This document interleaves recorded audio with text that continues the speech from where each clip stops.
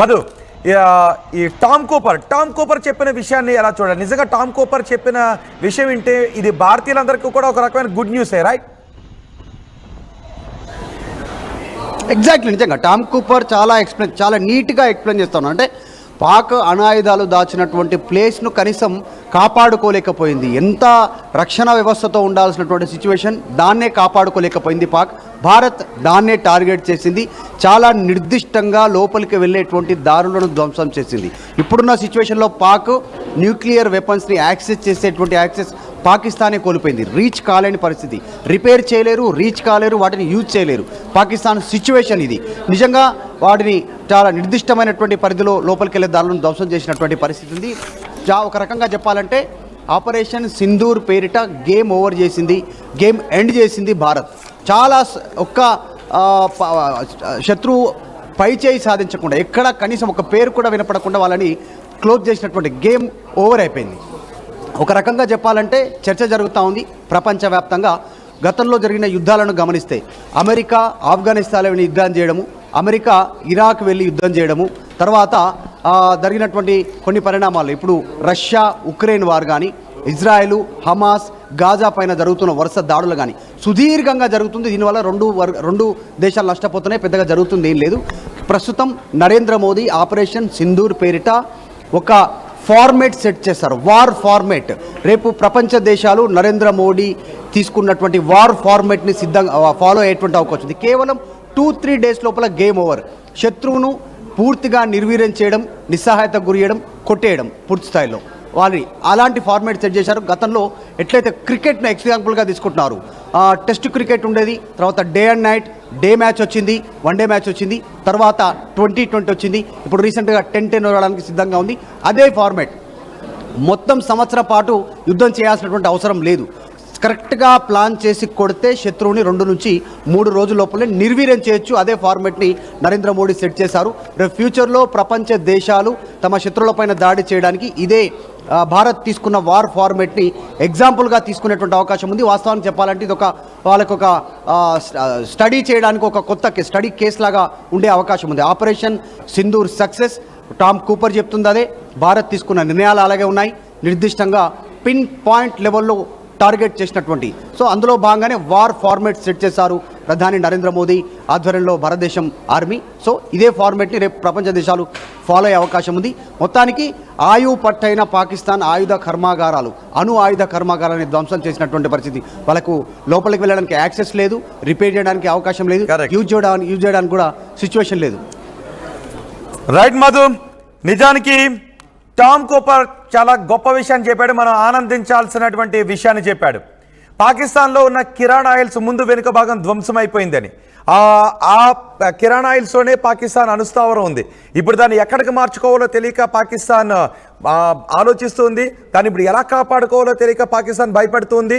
అక్కడ అటాక్ జరిగింది కాబట్టి అక్కడ నుంచి అణుధార్మికత ఏదైనా లీక్ అవుతుందేమోననే భయం కూడా ఉంది. కానీ అక్కడికి వెళ్ళినటువంటి శాస్త్రవేత్తలు చెప్తున్నారు లీక్ కావడం లేదు అని. మరి ఇది పాకిస్తాన్ ప్రజల్లో భయాందోళన తొలగించడానికి చెబుతున్నటువంటి మాట, లేదంటే నిజంగా అక్కడ అణుధార్మికత ఏదైనా లీక్ అవుతుందా? దీని గురించి పాకిస్తాన్ కూడా స్పష్టంగా చెప్పాలి. ఇప్పుడు మీరు చూస్తున్నటువంటి వ్యక్తి టామ్ కూపర్, తను ఒక నేషనల్ ఛానల్కి ఇచ్చిన ఇంటర్వ్యూలో ఈ విషయం చాలా స్పష్టంగా చెప్పాడు. అండ్ ఇంతకుముందు మనం ఆర్యన్ అగ్డేపల్లి బహుశా సాక్షిగం ప్రాంతం నుంచి, పిఓకేలో సాక్షిగం ప్రాంతాన్నే చైనా మన నుంచి ఆక్యుపై చేసుకున్న భాగాన్ని చైనాకు పాకిస్తాన్ గిఫ్ట్ చేసింది. అక్కడే ఈ చిప్స్ తయారు చేస్తున్నారని అంటూ ఉన్నారు. బహుశా ఆ ఏరియా గురించి అక్కడ ఏం జరుగుతుందో అనే ఇన్ఫర్మేషన్ మన బలగల దగ్గర ఉంటుంది. కొన్ని కామెంట్స్ నేను మీకు చదివి వినిపిస్తాను. పాకిస్తాన్కి దివాళీ అయిపోయిందని. ఎస్, నిజమే, పాకిస్తాన్కి దివాళీ అయిపోయింది. పాపం చైనా పంపించిన బాంబులు పేలలేదు. చైనా పంపించిన బాంబులు పేలక పాకిస్తాన్ ఇప్పుడు దివాళీనే చేసుకుంటుంది. ప్రస్తుతం వాళ్ళకి దీపాలు లేని అమావాస్యే, దీపాలు లేని దివాళీ, పేలని బాంబులతోనే చేసుకుంటుంది. ఎన్ని దేశాలు కలిసినా సరే మన ధైర్య సాహసాలు, మన దేశభక్తి ముందు వెంట్రు కూడా పీకలేవు అంటూ దివి కామెంట్ చేశారు. అటాక్ అంటూ మరికొంతమంది కమెంట్ చేశారు. China fire crackers are super. నిజమే, చైనా ఫైర్ క్రాకర్స్ లాంటివే, తుస్సుమనిపించే ఫైర్ క్రాకర్స్ లాంటివే భద్రతా ప్రమాణాలతో కొనుక్కున్న పాకిస్తాన్కి వాళ్ళు అమ్మారు. అందుకే పాపం ఇప్పుడు ఎవరు నమ్మాలో తెలియక పాకిస్తాన్ భయపడుతుంది. పాకిస్తాన్ కూడా అయోమయంలో ఉంది. చైనా మోసం చేసిందంటూ. చైనా భారతదేశాన్నే కాదు, నిజానికి చైనా భారతదేశాన్ని 1962లోనే మోసం చేసింది. ఇప్పుడు చైనా పాకిస్తాన్కి పేలిన ఆయుధాలు ఇచ్చి ఇప్పుడు కూడా మోసం చేసిన పరిస్థితే కనిపిస్తుంది. Arya Nagadepalli boycott Turkey China products. Yes, నిజానికి అది గవర్నమెంట్స్ అయితే చేయలేవు. ఒక కొండూరు హరీష్ రాశారు చైనా టర్కీ వస్తువులను బ్యాన్ చేయాలని. అది ప్రభుత్వాల స్థాయిలో నిర్ణయం తీసుకోలేవు, కానీ మనం దేశవాళీ వస్తువులని కొనుక్కునే స్వదేశీ తయారీ వస్తువులని మనం ఉపయోగించాలి అనే నిర్ణయాన్ని తీసుకుంటే అవి ఆ వస్తువులపై ఇంపాక్ట్ పడే అవకాశం ఉంటుంది. కానీ మనం చాలామంది అనుకుంటూ ఉంటాం కదా, ఈ విషయం ఎవరికైనా తగిలితే వాళ్ళు బాధపడకండి, జస్ట్ ఆలోచించండి. మనం మాట్లాడుతూ ఉంటుంటాం, కానీ ఎక్కడైతే తక్కువ ధరకు వస్తువులు వస్తున్నాయో చైనా వస్తువులు తక్కువకి వస్తాయి కాబట్టి వాటిని మనం కొనుక్కోవడానికి షాప్కి వెళ్ళేంత వరకు ఒకటి, షాప్కి వెళ్ళిన తర్వాత దుకాణం దగ్గరికి వెళ్ళిన తర్వాత మరొకటి మనం ఆలోచిస్తుంటుంటాం. కాబట్టి మన ఆలోచన ధోరణి కూడా మనం మార్చుకోవాలి.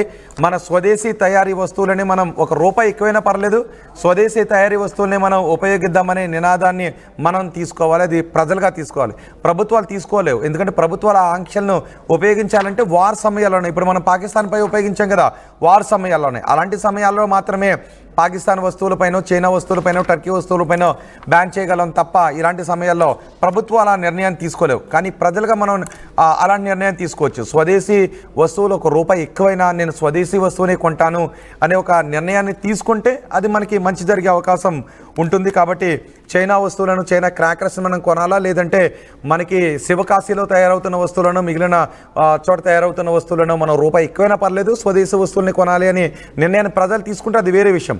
ప్రభుత్వాలు మాత్రం ఇందులో బ్యాన్ చేయలేవు. మొత్తానికి ఏదేమైనప్పటికీ పాకిస్తాన్కి మాత్రం ఎడాపెడా గుయ్యమన్న పరిస్థితి కనిపిస్తుంది.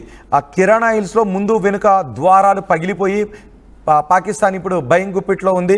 అందుకే రాబోయే రోజుల్లో ఏం చేయాలి అని బంగ్లాదేశ్తో మాట్లాడుకుని బంగ్లాదేశ్తో ఒక ఎయిర్ బేస్ని కట్టాలి అని అక్కడ అనుకుంటూ ఉంది. సో ఈ కుతంత్రాలను కూడా మనం రాబోయే రోజుల్లో ఖచ్చితంగా ఛేదిస్తూ ఉంటాం. సో ఇప్పుడు ఈ టామ్ కోపర్ చెప్పిన మాటలు వింటే మీకు ఏమనిపిస్తుందో మీ అభిప్రాయాన్ని కామెంట్ బాక్స్లో తెలియచేయండి. టామ్ కోపర్ చాలా స్పష్టంగా చెప్పాడు ఒక నేషనల్ ఛానల్కి ఇచ్చిన ఇంటర్వ్యూలో. అంటే లేని అంశాన్ని బహుశా అలాంటి వాళ్ళు చెప్పరు. ఎందుకంటే రేపు మళ్ళీ ఎప్పుడైనా నేషనల్ ఛానల్లో ఒక ఇంటర్వ్యూలో కూర్చోవాలి అనుకుంటే ఇతను కరెక్ట్ ఇన్ఫర్మేషన్ ఇవ్వడం లేదు, ఏదో నోటుకు వచ్చినట్టు మాట్లాడుతున్నాడు. టామ్ కోపర్ చెప్పేవన్నీ అబద్ధాలని నేషనల్ ఛానల్స్ అతని ఇంటర్వ్యూలో కూర్చోబెట్టే అవకాశం ఉండదు. కాబట్టి టామ్ కోపర్ లాంటి వ్యక్తులు చెప్పేటప్పుడు వాళ్ళ దగ్గర ఉన్నటువంటి అత్యంత విశ్వసనీయ సమాచారాన్ని వాళ్ళు చెప్పే అవకాశం ఉంటుంది. సో ఇప్పుడు టామ్ కోపర్ కూడా నేషనల్ ఛానల్లో కూర్చుని ఆ మాటలు మాట్లాడాడంటే మొత్తానికి ఈ కిరాణా హిల్స్లో పాకిస్తాన్కి ముందు వెనుక కూడా పగిలిపోయిందనే సంకేతాలు వస్తున్నాయి. అదిగో అతనే టామ్ కోపర్. సో ఆ మాటలు వింటూ ఉంటే మీకు ఏమనిపిస్తుంది? మీ అభిప్రాయాన్ని కమెంట్ బాక్స్లో తెలియచేయండి.